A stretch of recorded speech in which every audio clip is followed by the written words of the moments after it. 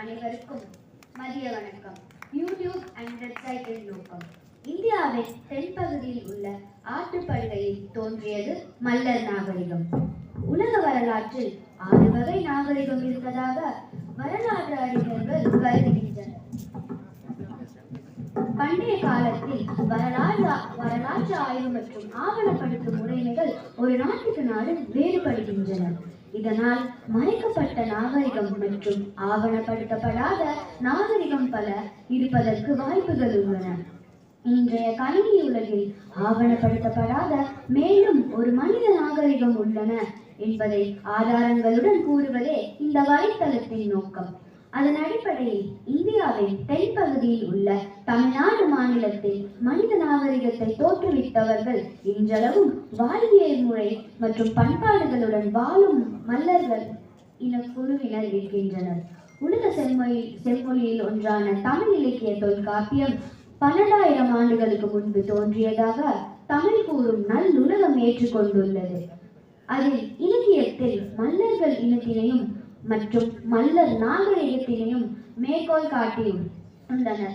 ஆகையால் உலகிலேயே நாகரிகம் படைத்த ஒரு மனித இனம் ஒன்று உள்ளது என்றால் மல்லர் ஒன்றே என்றால் மிகையாகாது. ஆனால் பிற நாகரிகங்களுக்கான கிரேக்கம், மெசபடோமியா, எகிப்து, சிந்து சமவெளி ஆகியவைகள் ஆற்றுப்படுகை வாழ்வியல் முறைகளை பின்பற்றிய நாகரிகமாக தோன்றினாலும் அந்த மக்கள் கால ஓட்டத்தில் புலம்பெயர்ந்தனர். அதன் இன மக்கள் அந்த நாகரிகம் தோன்றிய இடத்தில் வாழவில்லை என்பதே உண்மை. ஆனால் பல்லாயிரக்கணக்கான ஆண்டுகளாக இன்றும் ஆற்றுப்படுகையில் வாழ்ந்து வரும் ஒரே இனம் மல்லர்தான் என்பதில் பெருமை கொள்வோம். மேலும் உலகமெங்கும் மல்லர் பல்லர் 127 நாடுகளில் பரவி இன்றும் வாழ்ந்து வருகின்றனர். இந்தியாவில் இருந்து புலம்பெயர்ந்த மல்லர்தான் மீண்டும் இந்தியாவில் உள்ள தென் தமிழகத்தோடு வாணிகம் செய்ய வழி அன்றைய காலத்தில் காட்டினார்கள். இந்த அடிப்படையில் தான் மேல்நாட்டைச் சேர்ந்த வாஸ்கோ ட காமா போன்றவர்கள் இந்தியாவுக்கு வந்தனர் என்பது குறிப்பிடத்தக்கது.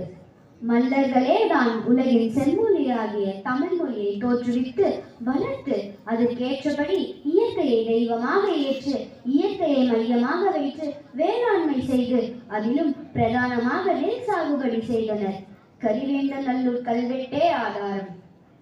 நல்லதொரு நாகரிகத்தை வளர்த்த மல்லரிட மக்கள் தனக்கென வேளாண்மை, ஒரு குடும்ப முறை, அரசர் முறை மற்றும் இறை வழிபாட்டிற்கு என கோவில்களை கட்டமைத்தார்கள். இன்றும் ஆற்றுப்படுகை ஆரம்பம் முதல் கடலில் கலக்கும் வரை பல்வேறு ஆற்று ஓரங்களில் காணலாம். வேளாண் தொழிலில் அறுவடை செய்த நெல்மணிகளை தாங்கள் கடவுளுக்கும் படைத்து பொதுமக்களுக்கும் வழங்கியுள்ளனர். பண்டைய காலத்தில் இறந்தவர்களின் முதுமக்கள் தாலிகளில் இட்டு புதைப்பது மல்லர்களின் பண்பாடு. தென்னிந்தியாவில் உள்ள தூத்துக்குடி மாவட்டம் ஆதிச்சநல்லூர் அருகில் உள்ள திருச்செந்தூர்பட்டி கிராமங்களில் அகழ்வாராய்ச்சியில் முதுமக்கள் தாலிகளில் நெல்மணிகள் கிடைத்துள்ளது. இதுவே நெல் நாகரிகம் தோன்றிய மல்லர் இனத்தில் தான் என உறுதியிட்டு கூறுகிறது. தற்போது இந்தியாவின் தென்கரையும் அழிந்து போன லெமுரியா இணையும் இடத்தில் அமைந்துள்ள சிவகலை மற்றும் ஆதிச்சநல்லூர் ஆகிய கிராமத்தில் மல்லர் நாகரிகம் கிமு 5300 ஆண்டுகள் இருக்கலாம் என்று ஆய்வாளர்கள் தெரிவித்துள்ளனர். செம்பு உலோகங்களை பயன்படுத்திய சிந்து சமவெளி நாகரிகத்தை விட இரும்பு உலோகங்களை பயன்படுத்திய அகழ்வாராய்ச்சிக்கு இடம்பெற்ற தென்னிந்தியாவில் உள்ள சிவகலை மற்றும் ஆதிச்சநல்லூர் ஆய்வுகளம் என்பதால் மனித இனத்தின் நாகரிகமே மல்லர் இன மக்கள் தோற்றுவித்தார்களா என ஆய்வாளர்கள் கருதுகின்றனர்.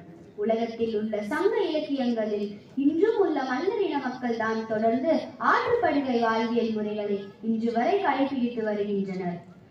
பிற இன குழு மக்கள் புலம்பெயர்ந்து தங்கள் சொந்த வாழ்வியல் முறைகளை மறந்துவிட்டு நாடோடி வாழ்க்கையை பின்பற்றி வந்த இடத்தில் வாழ்வியல் முறைகளை பின்பற்றி வாழ்ந்து வருகின்றனர். ஆகையால் மல்லர் நாகரிகம் தான் தமிழர் நாகரிகம்.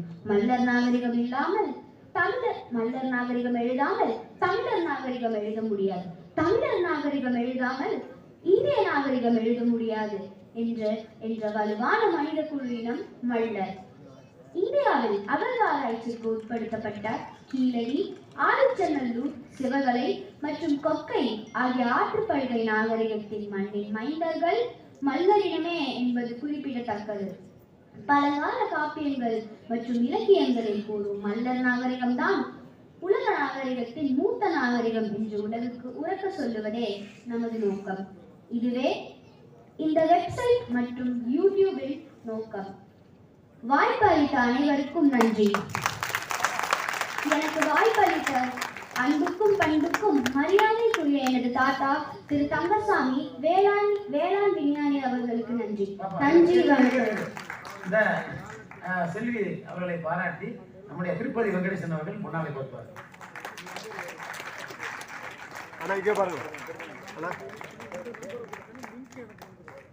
இப்பொழுது இணையதளமும் வலையொலியும் தொடங்க